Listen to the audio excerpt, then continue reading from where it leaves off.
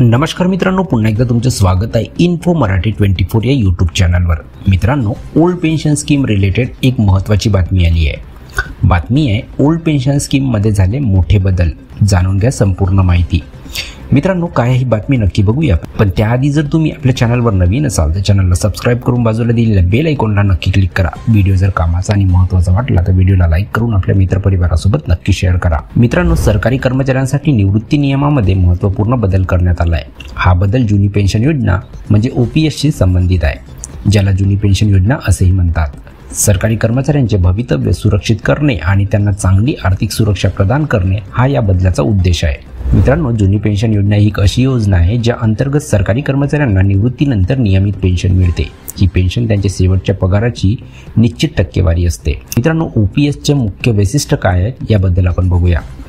मित्रांनो, ओपीएसचे मुख्य वैशिष्ट्य खालीलप्रमाणे आहेत। पहिला आहे आजीवन पेन्शन, कर्मचाऱ्याला आयुष्यभर पेन्शन मिळते।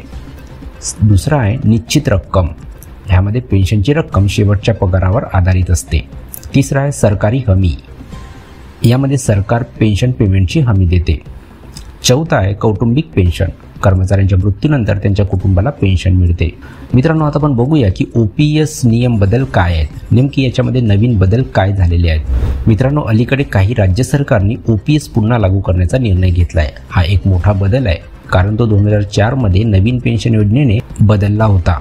नवीन बदलामध्ये हे समाविष्ट आहे। मित्रांनो, नवीन बदलामध्ये काय समाविष्ट आहे याबद्दल बघूया। पहिला आहे ओपीएस मागे घेणे, काही राज्यांनी ओपीएस पुन्हा सुरू केले आहे।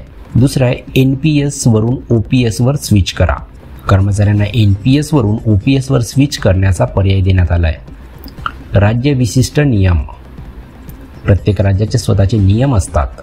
पात्रता निकष, ओपीएससाठी नवीन पात्रता निकष सेट केले गेले आहेत। मित्रांनो, काही राज्यांनी ओपीएस पुन्हा लागू करण्याचा निर्णय घेतला आहे, त्यामध्ये ही राज्य आहेत राजस्थान, छत्तीसगड, झारखंड, पंजाब, हिमाचल प्रदेश।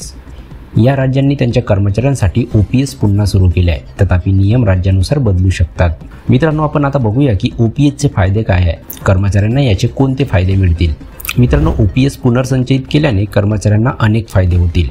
त्यातला पहिला आहे निश्चित पेन्शन, कर्मचाऱ्यांना निश्चित पेन्शन मिळेल जी त्यांच्या शेवटच्या पगारावर आधारित असेल। दुसरा आहे आजीवन सुरक्षा, निवृत्ती वेतन आयुष्यभर उपलब्ध असेल। तिसरा आहे कौटुंबिक पेन्शन, कर्मचाऱ्यांच्या मृत्यूनंतर त्यांच्या कुटुंबाला पेन्शन मिळेल। चौथा आहे महागाई भत्ता, पेन्शनवरही महागाई भत्ता मिळेल। पाचवा आहे गुंतवणुकीचा धोका नाही, मित्रांनो कर्मचाऱ्यांना बाजारातील चढ उतारांचा धोका पत्करावा लागत नाही। तर मित्रांनो, कशी वाटली ही कामाची आणि महत्त्वाची बातमी? जर बातमी कामाची आणि महत्त्वाची वाटली असेल तर व्हिडिओला लाईक करून आपल्या मित्रपरिवारासोबत नक्की शेअर करा। तसेच जर तुम्ही आपल्या चॅनलवर नवीन असाल तर चॅनलला सबस्क्राइब करून बाजूला दिलेल्या बेल आयकॉनला नक्की क्लिक करा। व्हिडिओ बघितल्याबद्दल खूप खूप धन्यवाद।